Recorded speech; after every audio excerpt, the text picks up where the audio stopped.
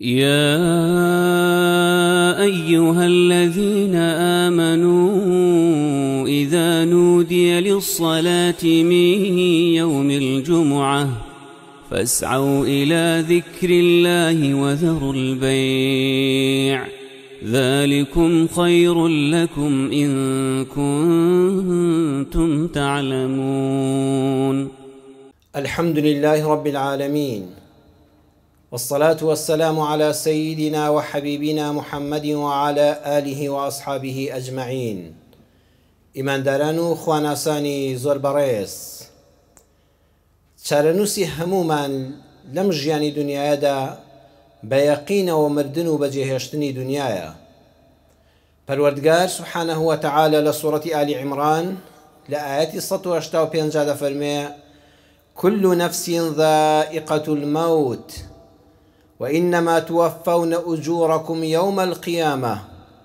فمن زحزح عن النار وأدخل الجنة فقد فاز وما الحياة الدنيا إلا متاع الغرور. خواهی گەورە سبحانه وتعالى دەفەرمێ هەموو نەفسێک ئەبێ بمرێ، هەموو نەفسێک تاڵاوی مردن دەچێژێ. بە دڵنیاییەوە تەنها لە ڕۆژی قیامەتە پاداشت و سزای تەواوی کردەوەکانتان وەردەگرن. هیچ کەسێک نییە لەم سەرزەویەدا لە چاکەکاران تەواوی پاداشتی چاکەکانی لەم دنیادا وەرگرێ، و هیچ کەسێکیش نییە لە مجریم و تاوانکارەکان ئەگەر هەرچی سزایە بەسەریا بسەپێندرێ لە ڕووی یاساییەوە لە دادگای میلەتا دادگایی بکرێ، ناتواندرێ تەواوی ئەو زوڵم و ستەم و ناڕەوایی و نادادیانەی کردوێتی تۆڵەی لێ بکرێتەوە. وإنما توفون أجوركم يوم القيامة، کرێیەکانتان پاداشتەکانتان لە چاکە و لە خراپە تەنها لە ڕۆژی قیامەتە بە تەواوەتی وەردەگیرێتەوە.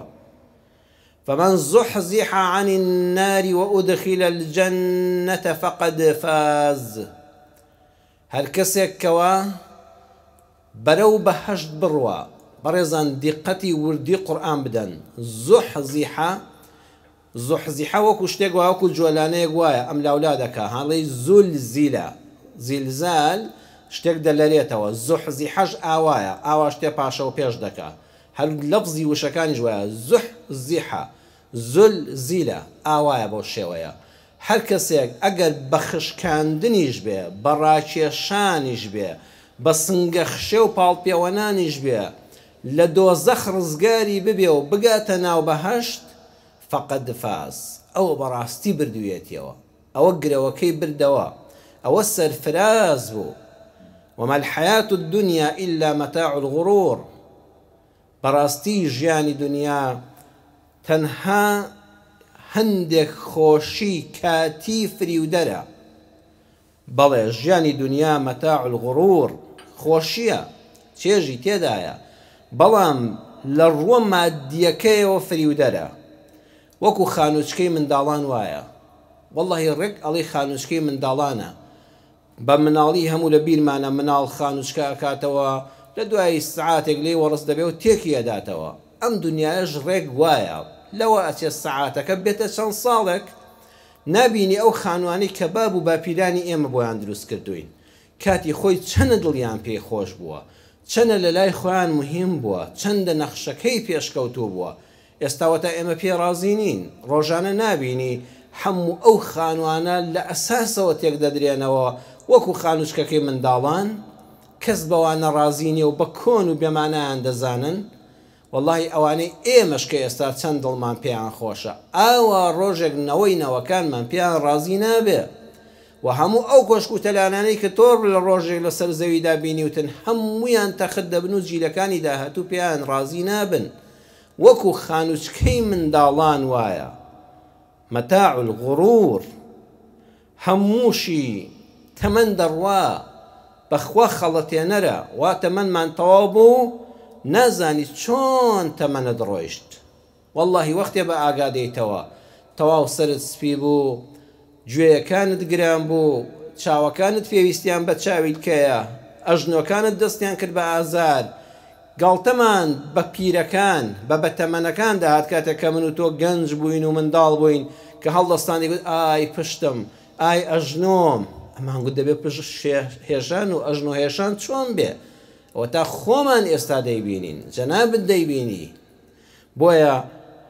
نازانی چۆن تەمەنت تێپەڕی مەتاع الغڕور بەخوا فریودەرە بەڵام فریودەرە لە ڕووی مادیەکەیەوە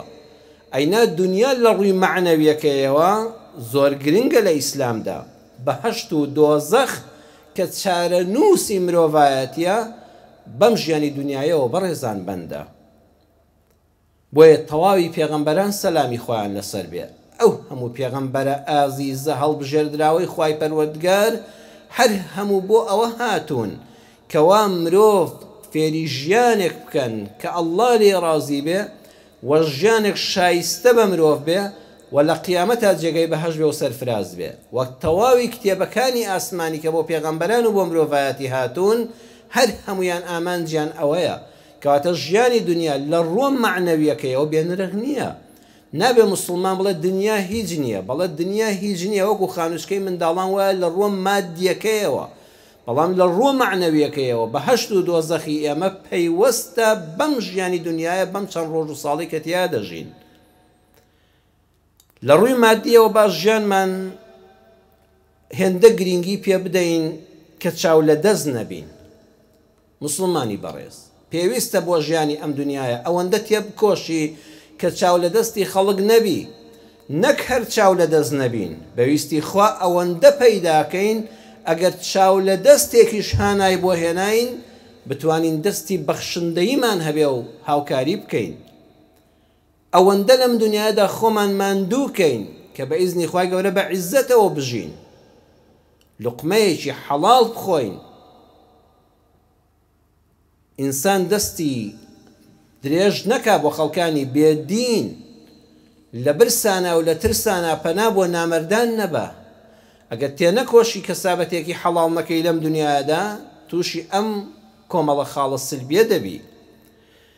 وەی ئیمامی غەزالی ئەبوو حەمیدی غەزالی هەزار ڕەحمەتی خوای لێ بێ کتێبێکی زۆر بەناوبانگی هەیە ئیحیاء علوم الدین مامۆستای پایەبەرز و ئەدیب و زانا و نووسەر مامۆستا شێخ موحسینی موفتی لە بۆکسێکی گەورەدا بە چەندین مجەلەد ژیانەوەی زانستە ئاینیەکان ئەو کتێبەی کردووە بە کوردی زۆر جوان کردوویەتی بە کوردی ئیمامی غەزالی ڕەحمەتی خوای لێ بێ ئەبوو حەمیدی غەزالی زۆر جوان باسی ژیانی دنیا دەکات دەفەرمێت دنیا نمونە دێنێتەوە دەفەرمێ ئاوایە وەکو گۆچانێک وایە بەڕێزان هەموو گۆچە عەسا گۆپاڵتان بینیوە دەفەرمێ گۆچان ئەگە بەدەستەوە بێ شتێکی زۆر بەسوودە گۆچان ئینسان لە کاتێکە کە دەچێتە تەمەنەوە خۆی پێدەگرێتەوە قاچێکە بۆت بەهۆی ئەو گۆچانەوە لە کەوتن دەپارێزرێی گۆچانە کە حەشەرات و شتە زیان بەخشەکانی پێدەکوژی و لە خۆتی پێدور دەخەیەوە گۆچانە کاتێک کە گۆمە ئاوێک لە بەردەمتایە بەهۆی گۆچانەکەەوە دەزانی قوڵی چەندە یان شوێنەکە سامناکە یان قابلی پەڕینەوە هەیە بەهۆی گۆچانەوەیە کە دەتوانی بەردێک لەسەر ڕێگایەک لادەی و چاکەیەکت بۆ بنووسرێ بەهۆی گۆچانەوەیە کە ئینسان سام و هەیبەتێک دەنوێنێ ئەوانەی کەوا کەسانی بەڕێز و خاوەنی قەدر و حرمەت بوون لە کۆمەڵگادا پیرەکانی ئێمە جەنابتان لەبیرتانە گۆچانێکیان بەدەستەوە دەگرت کەسانێک کە شوانن لە لای ئاژەڵەکان گۆچان داری دەستیانە و زۆر کاری تری پێ دەکرێت گۆچان ئیمامی غەزالی دەفەرمێ ئەگە بەدەستەوە بێت دەیەها سوودی هەیە ئەگەر ئەم گۆچانە بێنی لە ئامێزی بگری لە باوەشی بگری ئەرێ لەگە باوەشت گر گۆچان هیچ سوودێکی دەمێنێ بە دڵنیاییەوە نەخێر تەنها بارێکە لە سنگی خۆت و لەوە ئەچێ بەسەریا بکەوی و ئەو کاتە بۆت بێتە مای نەهامەتی و قاچ و دەستێکت بشکێت چونکە گۆچانەکە لە باوەش گرتەوە ئەو دارە لە باوەشتا ناحەوێتەوە وەڵڵاهی ڕێک دەفەرمێ دنیا ئاوایە ئەوەی کە دنیا بەدەستێەوە بێ دنیا ماڵی دنیا سەروەت و سامان پارە و پوڵی حەڵاڵ عیززەتدارت دەکا هێزت پێدەبەخشێ خۆی لەسەر دەگریەوە قسەت دلێر دەبێ دەنگت دلێر دەبێ ناحەزانتی پێ لە خۆت دوور دەخەیەوە دۆستانی پێڕادەشێشی بۆ لای خۆت بەڵام ماڵەکە وەکو گۆچان بەدەستەوە بێ ئەگەر وەکو گۆچان لە باوەشتا بێت تۆ دنیا بەس لە باوەش بگری وەڵڵاهی هیچ سوودی لێ نابینی، تەنها ماندووبوون و لەوە ئەچە ڕۆژێ پێشیەوە بکەوی و تووشی ئازار و چەرمەسەری زۆریش ببی. هەر ئیمامی غەزالی ڕەحمەتی خوای لێ بێ دەفەرمێت دنیا وەکو سۆبای ئاگر وایە کە لە زستانانە خەڵک پێویستی پێیەتی، سۆبا ئەگەر باوەشی پێداکەی بە دڵنیاییەوە هەموو لەشت دەسووتێنێ و نەک سوودی پێنەگەیاندی لە ناویشی بردی و ئەگەر زۆریش لێی دوورکەویەوە زۆر لێی دوورکەویەوە کەڵکی لێ نابینی یان سەرما لە ناوت دەبە. ئەم دنیایەش وایە ئەگەر هەموو باوەشی خۆتی پێداکەی ئەتسووتێنێ. ئەوەندەش دەرکە دنیا مەبە بڵێ دنیا هیچ نییە بۆ کافران باشە بۆ منی موسڵمان نامەوێ. ئەو کاتەش لە سوودەکانی دنیا و لە سوودی دەوڵەمەندی و مادی بێبەش دەبی و ئەو کاتەش تووشی نەهامەتی دەبی. بە کوردی خۆمان گوریس بۆ دنیا ڕامەخە چونکە ئاخری پێت هەڵ ناگیرێ. فەقەد فاز شەیە ئەو کەسەیە کە لە دۆزەخ ڕزگاری دەبێ کە بە بەهەشت شاد دەبێ. لەم پێشەکیەوە دەمەوێت ئەوە بە جەنابتان بڵێم باشە بەچی لە دۆزەخ ڕزگارمان دەبێ و بەچی بە بەهەشت شاد دەبین بۆ ئەوەی لە سەرفرازان بین. فەقەد فاز براوە بین، پێشکەوتوو بین، بە ئامانج و ئاوات بگەین. پێغەمبەر صلی الله عليه وسلم لە حەدیثێکی صحیحە دەفەرمێ من أكل طيبا وعمل في سنة وأمن الناس بوائقه دخل الجنة. هەر کەسێ ئەم سێ سیفەتەی تێدا بێت دڵنیا بێت دەچێتە بەهەشت. نانەکەی حەڵاڵ بێ، کردەوەکانی بە پێی ڕێبازی پێغەمبەر بێ صلی الله عليه وسلم، خەڵکی لە دەست و زمان و داوێنی ئەمین بن، ئەوە جێگەی بەهەشتە. لە بەشی یەکەمی فەرمودەکەدا لە متارەدا باسی نانی حەڵاڵ دەکەین. من ئەکەلە طەیبەن، ئای نانی پاک و حەڵاڵ بەڕێزان چەند بە چێژە. بەخوا ئەو نانێ بە حەڵاڵی پەیدات کرد بێت چێژی یەکجار زۆرە، سودبەخشە، بەخوا لەشت بۆی دەبێ بە شیفا، پاداشتی قیامەتی لەسەرک چونکە بە حەڵاڵی و بە پاکی پەیدات کردووە کە دەیخۆی لە قیامەتە خوا پاداشت دەداتەوە. کاروکردەوەی جوانی لێ بەرهەم دێ. پەروەردگار لە سوورەتی ئەلبەقەرە ئاەتی 172 دەفەرمێ يا أيها الذين آمنوا كلوا من طيبات ما رزقناكم واشكروا لله. كافرەکان بەردەوام خەریکی حرام خۆرین، خەریکی غەش و تەزویرن، خەریکی ئەوەن بە دنیا بوغڕابوون بەسەر خەڵکە. خوا دەفەرمێت تۆی ئیماندار بەوە جیاواز بە لە کافر و منافق، تۆی ئیماندار بخۆ لە نانی حەڵاڵ، لە دەزمای حەڵاڵ، لە بەرهەمی پاک و خاوێنی ڕەنجی شانی خۆت، شکری خوای پەروەردگاریش بکە. ئیماندار ئەوە پێناسەکەیەتی بەردەوام بە دووی نانی حەڵاڵدا وێڵە، هەروەها بەردەوامیش سبحان الله الحەمدولله لە سەردەمە هەمیشە لە خوای لێت بەزیاد بێ. یا ڕەبی سوپاس بۆ تۆ، یا ئەڵڵا شکری تۆ دەکەم، خوایە ئەمە هەمووی فەزڵی تۆیە. هەوڵی حەڵاڵ دەدا، نانی حەڵاڵ پەیدا دەکا، بەردەوامی شکرانە بژێری پەروەردگاری خۆیەتی. يا أيها الرسل كلوا من الطيبات واعملوا صالحا. سورة المؤمنون آتي پنجاوك پروردگار سبحانه وتعالى دفرمي أي پیغمبرانی من سلامی خوان نصیبه و تا هر پیغمبره لزمنی خویدا اوای پیوتراوه نک همو پیغمبران کوب بنو خواوان فرمي آیت کوانیه. هر پیغمبرێک لسردمی خویدا خوا فرمویتی بدوی نانی حلالا بگره با بجیوی جیانت هبه. پیغمبران دانا نیشتون با معجزه پاره و نانیان بسرا رجابه. هەوڵ بدە ئەی پێغەمبەرەکەم بڕۆ بە دوی نانی حەڵاڵە بگەڕێ، پاروی نانی حەڵاڵ بۆ خۆت و ماڵ و منداڵت بەدەست بێنە وەعمەل و صالحان کار و کردەوەی ساڵح و پەسند و جوانیش بکە. جا سەیری وردی قورئان کەن. كلوا من الطيبات لەگەڵ وەعمەل و صالحان بەڕێزان بەیەکەوە هاتوون. هەر کەسێک حەڵاڵ خۆر بێ، پاک خۆر بێ، چاوەڕێی کردەوەی جوانی لێ بکە. والله من و تو ئێستا لە کۆمەڵگا دەین، لە خزم و کەسوکارت، لە هاوڕێ و دۆستانت بەڕێزان، لەو کەسانی کە لە فەرمانگە و لەگەڵ کارە لەگەڵتان،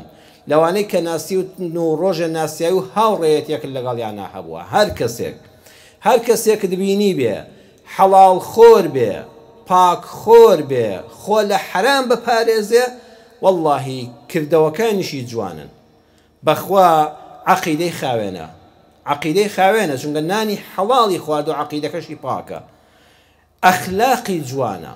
هەر کەسێک لە حەڵاڵ و حەرام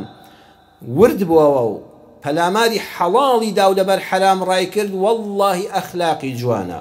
لە ئەخلاقی مەترسە، با بێتە ماڵت و نانت بخوا و نانی بخۆ چونکە حەڵاڵ خۆرە. لە ئەخلاقی مەترسە، پیس نییە. بەس وەڵڵاهی هەر کەسێکتان بینی کەوا بەردەوام حەڵاڵ و حەرام هەر لرف لێ دەدا و فرسە لێ دەدا، دڵنیابە لە ڕووی ئەخلاقی شتەوە تەواو نییە. سبحان الله، هەردووکیان بەیەکەوە هاتوون. کولوا من الطیبات لەگەڵ وەعملوا صالحا.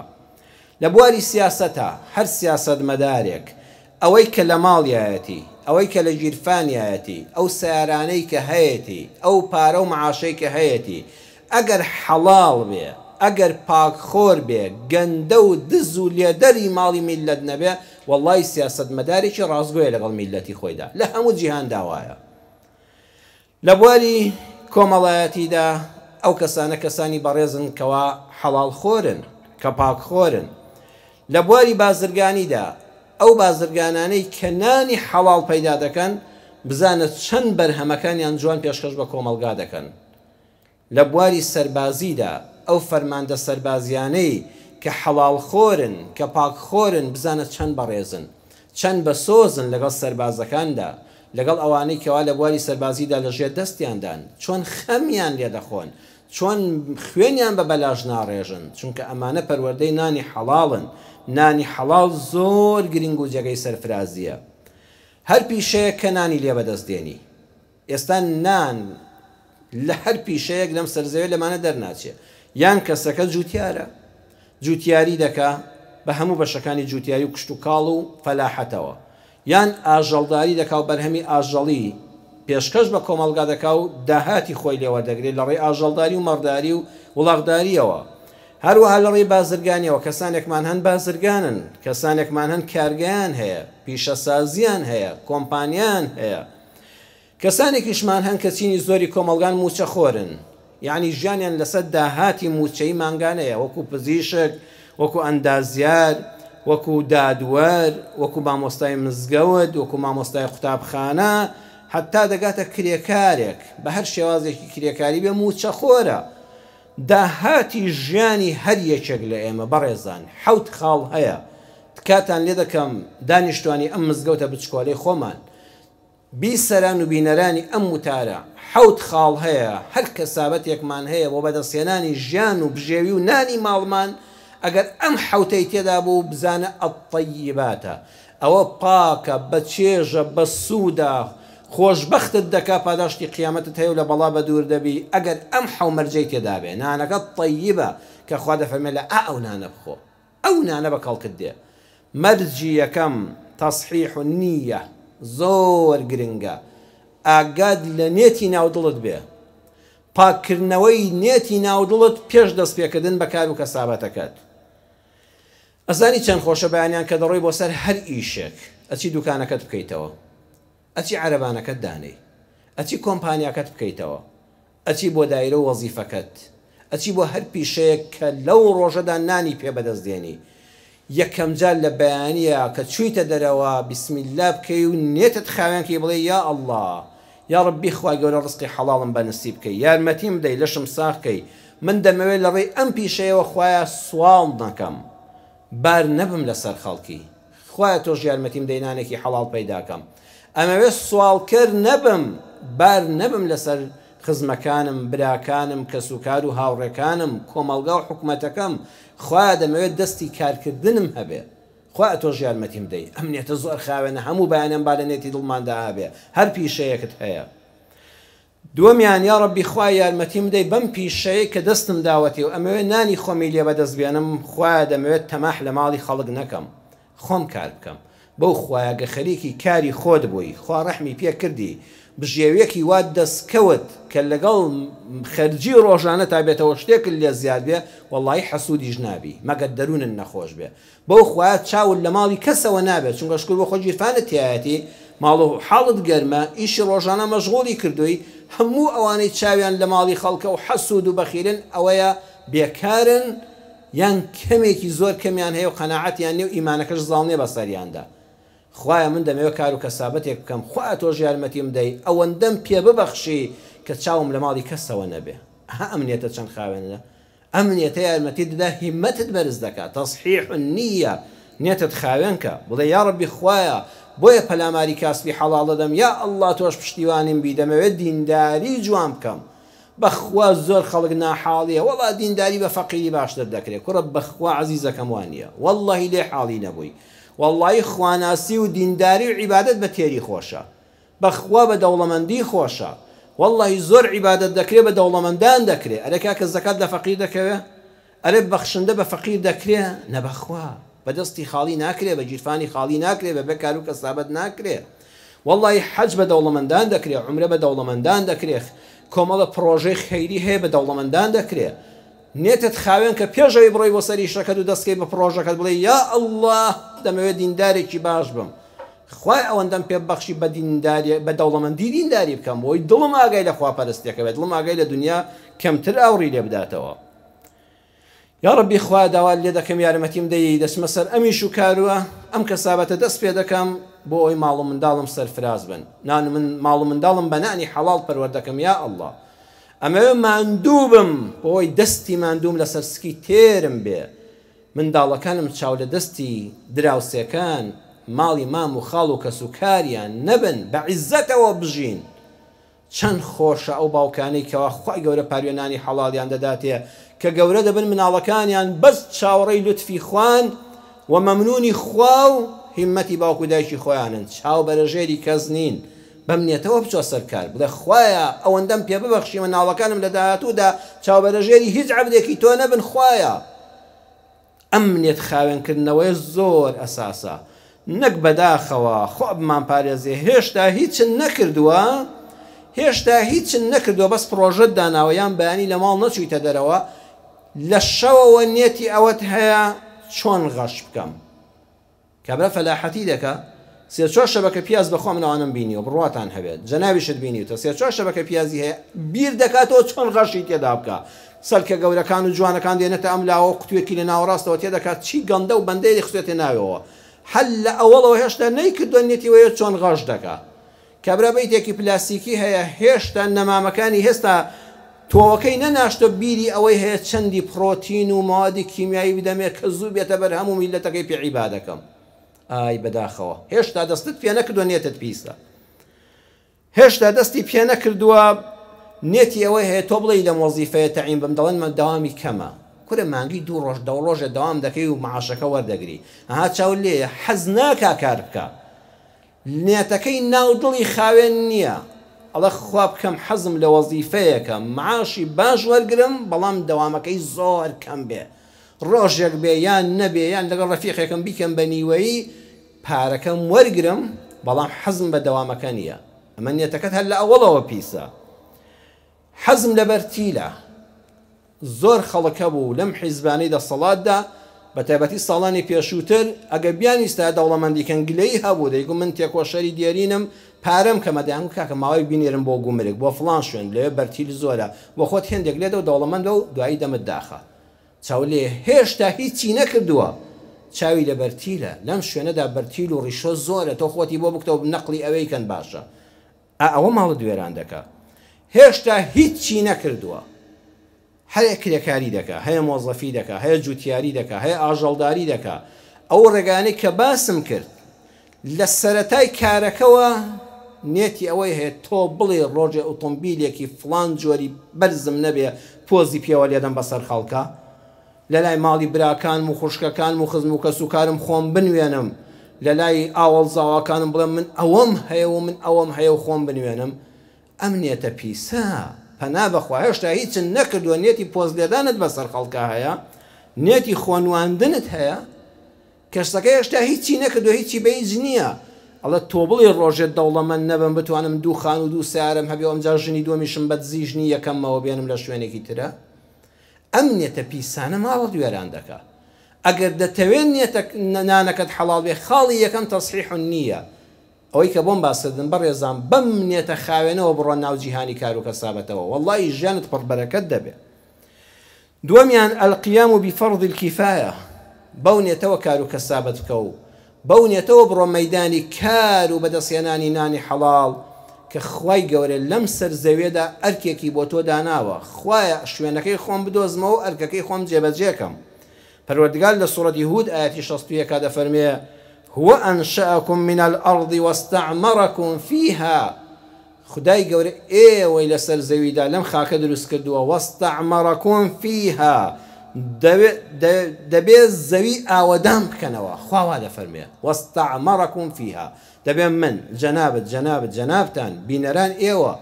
خوشکان و برایان هەر یەکەمان خوا دایناوین لەم سەر زەویێدا دەبێت زەوی ئاوەدان بکەینەوە ئای ڕەحمەت لەو کەسەی ئای خۆشبەختی بۆ ئەو کەسەی بەهەشت بۆ ئەو کەسەی کەوا نانەکەی لە ئەنجامی ئاوەدانکردنەوەی سەر زەویدا بەدەست دێنێ بەخوا زۆرن ڕێگاکانی ئاوەدانکردنەوەی سەر زەوی کە نانی حەڵاڵیان پێ بەدەست دێنی چەند خۆشە ئەو پیشەی کە من و تۆ هەمانە لە ئەنجامی ئاوەدانکردنەوەی سەر زەویدانان بەدەست بێنین بۆ نمونە کاکە تۆ نەمامێک دەنێژی خەڵک لە سێبەرەکەی ئیسراحەت دەکا ژینگەکەی بۆ خاوێن دەکاتەوە ئۆکسجینی خاوێنمان دەداتێ دوانە ئۆکسیدی کاربۆنەکەمان هەڵدەمژێ هەناسە پیسەکانمان وەردەگرێ خۆڵمان لە کۆڵ دەکاتەوە بەرهەممان پێشکەش دەکا حل لە نەمامێکەوە کە ناشتت تۆ سەر زەوید ئاوەدان کردوێتەوە باب و باپیرانی ئێمە خوێندەواریشیان کەم بوو شاریشیان کەمتر بینی بوو ئەبینی لەم چیا و دۆڵانەی کوردستاندا لەم شاخە پاکانەی کوردستاندا شوێنی وا هەیە مرۆڤ هەر ئەوە تا دەتوانێت پێیدا بڕوە لەو دەڤەری هەورامانە دەزڕەنگینە دەیان شوێن هەیە بە تورەکە بە کۆڵ گڵیان بۆ بردۆ لەوێ نامەمێکی ناشتووە هەستا داری گەورەی لێیە بە کۆڵ گڵیان بۆ بردۆ لە بینی دوو بەردا گڵەکەی ڕۆ کردووە لە هەموو شوێنەکانی کوردستانە ئەو قەتپاڵانە هەمووی ڕزە هەمووی باخە هەمووی ڕزی ترەیە هەمووی چوالێ و دەیە هات گوێزە ئەمە هەمووی دینەکە فێری کردوون واستعمركم فيها خۆ پێم دەکرێت ڕزێک ئاوەدان کەمەوە ژینگەکەم پاککەمەوە نەمامێک بنێژم کاکە بەردێک لادە ئەو هەموو زەویە هاتوون باب و باپیران ئێمە بەدەستی قەڵیشا و بەردیان پاکردوێتەوە زەویان لێ دروست کردووە بە گاجود نانی ساڵەکەی خۆیان بێمنەتانە لێ پەیدا کردووە ئەمە جێبەجێکردنی ئاەتی خوایە بڵێ خوایە بەم کەسابەتە دەمەوێت من لەو کەسانە بم کە سەر زەوی ئاوەدان دەکەمەوە کە نانی حەڵاڵی پێ بەدەست دێنم خۆ دەتوانی بیرە ئاوێک لێ دەیت خۆ چەند دەوڵەمەندمان هەیە ئای چه فرسەتێکی زیێڕینە والله چەندین مزگەوت هەیە لە 200 بەترا مزگەوت هێشکە هەیە کە هیچ پێویست نییە ئەی بۆ بیرە ئاوێک بۆ ئەو گەڕەکە لێ نادەی یعنی کە ئاو هەبوو چی هەیە ئاوەدانی هەیە کە ئاو هەبوو ئاوەدانی هەبوو خۆشبەختی مرۆڤ هەیە مرۆڤەکان دەحەسێنەوە هەر ئەو شوێنە پێوەی دیارە کە منتیقەیەکی ئاودارە دە بیرە ئاوێک لێدە باب بە بیرە ئاوێک دەستی ئاوەدانکردنەوەت هەبێ کاکە پردێک دروستکە ڕێگایەک دروستکە بینایەکی جوان دروستکە خۆی ئیسلامی ئێمە نەیوتووە لە کولانەکان و دابژی والله ڕەحمەت لەو کەسەی کە پرۆژەیەکی جوان پێشکەش دەکات لە شارەکەیدا و سیمای ئاوەدانی و وڵاتەکەی پێوەیە ڕێگاوبانت با جوان بێ هەز ڕێگاوبانێکی جوان دەبینی نیشانەوەی ئەم خاکە ئاوەدانە ئەگەر ڕێگاکە وێران بێ نیشانەی ئاوەدانی ئەو وڵاتەیە نیشانەی وێرانی بەداخەوە ئەو وڵاتەیە با دەستی ئاوەدانکردنەوەت هەبێت دەستی ئاوەدانکردنەوەت هەبێت لەسەر زەویدا بە دروستکردنی مرۆڤی باش مامۆستای مزگەوت ئەگەر خەتیبێکی باش بێ خەمخۆری دینی ئیسلام بێ پڵاوخۆر نەبێ داوەتخۆر نەبێ پیاوی ئەوقاف و حکومەت نەبێ وەلی ئەمری نەبێ ئەگەر مەلایەکی خاوەن مەبدە بێ مرۆڤی جوان دروست دەکا مرۆڤی دەستی ئاوەدانکردنەوە لەسەر زەویدا دروست دەکا مامۆستای قوتابخانە لە بنەڕەتی هەتا زانکۆ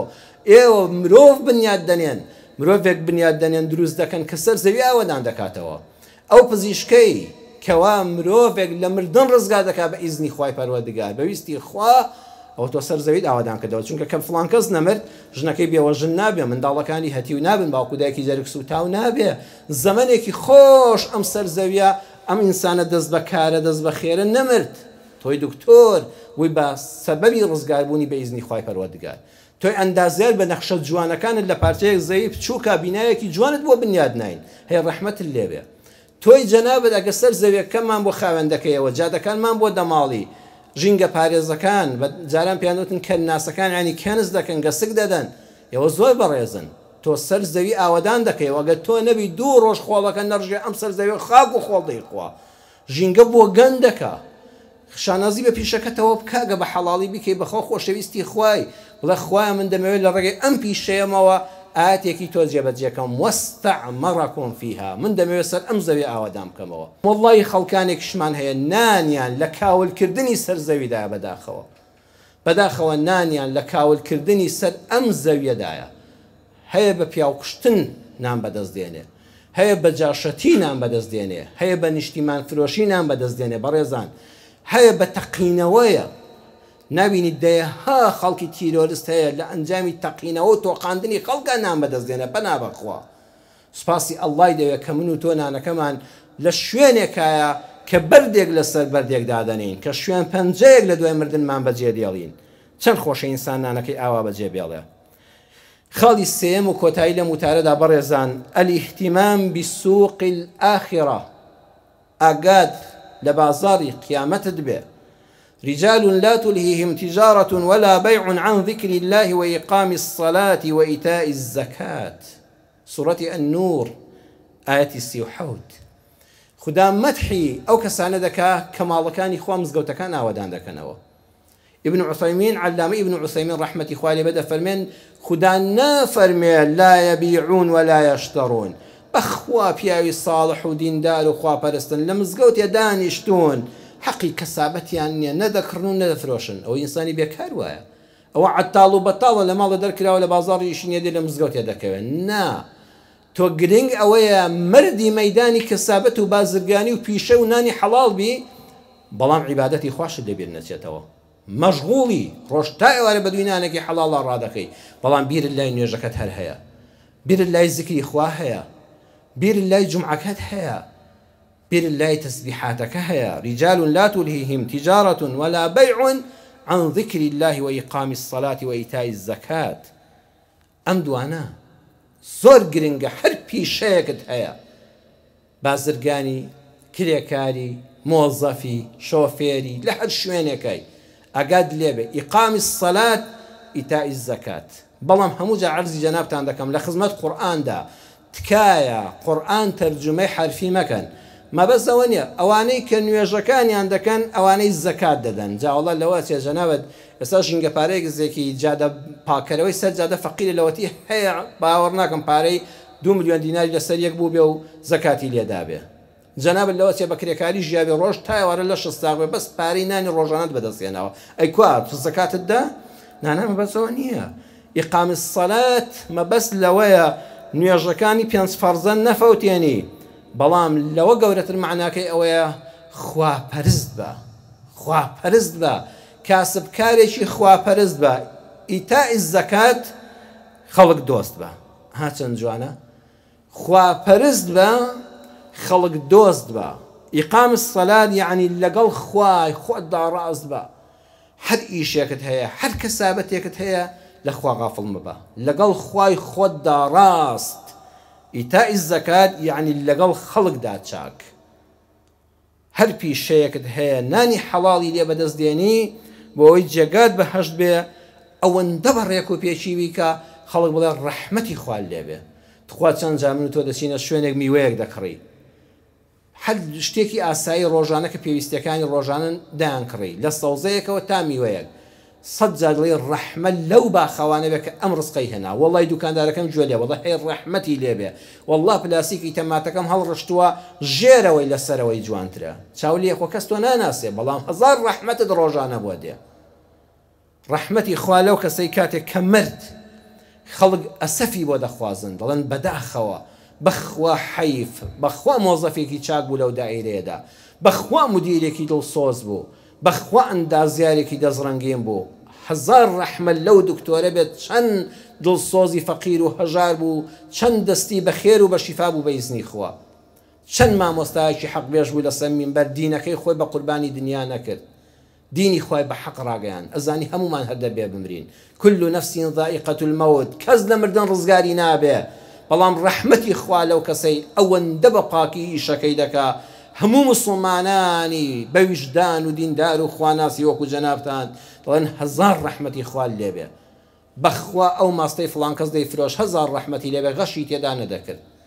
وەڵڵاهی فڵان کەس ئاژەڵدار بوو ئەو ئاژەڵە گۆشتەکەیت کە دەخوارد بۆنی گۆشتەکەی پێشتامەکەی تێری دەکردی چونکە بە حەڵاڵ بەخێوی دەکرد هزار ڕەحمەت لە خاوەن چێڵگەی پەلەوەری فڵان کەس مریشکەکەی ئەو لە بازارە لەگەڵ هەموو خەڵکا فەرقی هەبوو چونکە علەف و ئاڵفی پیسی نەدەدایە بەجقنە بە خێوی نەدەکرد دەکرێ بەڕێزان با بەم نێتەوە الاهتمام بسوق الآخرة با دنیا بازاری قیامەتمان لەبیر نەباتەوە إقام الصلاة وإيتاء الزكاة خوا پەرستی بەحەق بە لەگەڵ خوا ڕاست خەڵک دۆست بە لەگەڵ خەڵکا چاک إن شاء الله ئەم بابەتە گرنگە عەرزم کردن حەوت خاڵ لە هەر کەسابەتێکمانە هەبێ ئەبێتە طەیب ئەوەیە خوا فەرمووی ئەمنانە شیفایە ئەمنانە پڕ بەبەرەکەتە ئەمنانە بە پێزە ئەمنانە پاداشتی قیامەتی لەسەرە ئەمنانە بەختەوەرت دەکا ئەمنانە سەرفرازت دەکا سێ خاڵمان باس کرد با چوارەکەی بمێنە بۆ وتاری داهاتوو إن شاء الله ئەگە خوای گەورە ویستی لەسەر بێ و بە خزمەتتان بگەینەوە یا ربی خوای پەروەردگار ڕەحممان پێ بکەی يا الله اللهم اغننا بحلالك عن حرامك يا ربي خويا أوند رزق روزي حلالي فراوان ما بيا ببخشي رزق روزي تولى بالنهاتوا هل مروف ناتوا نبيلي ليبكاتوا أوند درجا رزقي فراوان الزورا يا ربي خويا أوند ما حلال بيا ببخشي محتاج حرام ما نكي يا ربي خويا لش ما ساقكي ضل ما خوشكي روجانا دست ما بكاريكي حلال وبي خويا اللي بيكاري بما بارزي يا الله لأن خوشيك مان بارزي كلا جاقاب مان خاو دستي كاركردن مان نمينه يا ربي خويا أو عندما بيب بخشي بتواني دستي خالكيش بقرين أو عندما بحلالي بيب بخشي محتاجي دستي إجنا مردق نبي نصر زويدا يا ربي خويا أواني هر بروجيكي خيريان هي خلق لدستي عند خويا بركة خيريشيان أو يا ربي أواني حلال خورن وبروجكان ينكاري خيرين خويا بركتيان بوتي بخي لبلا مصيبة بدون مانكي يا شافي يا الله شفاي همون فوشكان مان بوبنيري رحم بحالي هم ولايك مامكي آمين آمين والحمد لله رب العالمين يا أيها الذين آمنوا إذا نودي للصلاة من يوم الجمعة فاسعوا إلى ذكر الله وذروا البيع ذلكم خير لكم إن كنتم تعلمون